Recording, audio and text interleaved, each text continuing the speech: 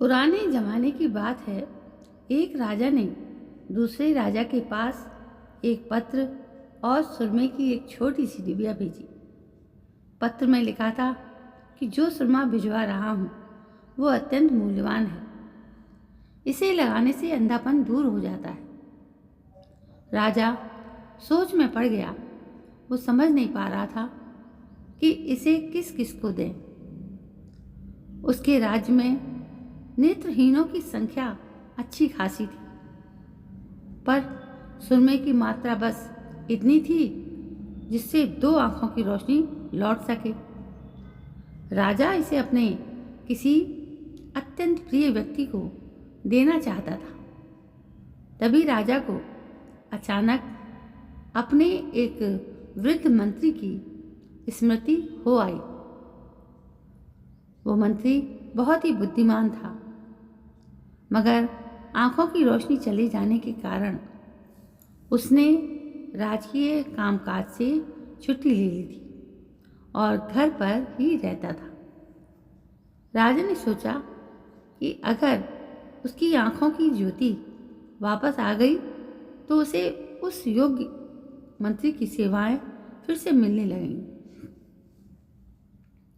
राजा ने मंत्री को बुलवा भेजा और उसे सुरमे की डिबिया देते हुए कहा, इस सुरमे को आंखों में डालें, आप पुनः देखने लग जाएंगे।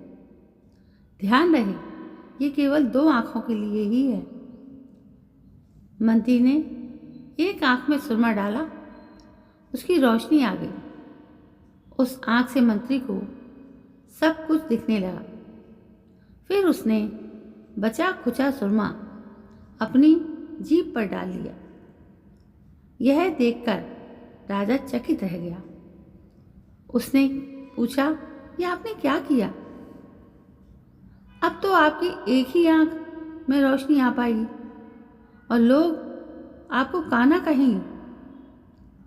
मंत्री ने जवाब दिया, राजन, चिंता ना करें, मैं काना नहीं रहूँगा।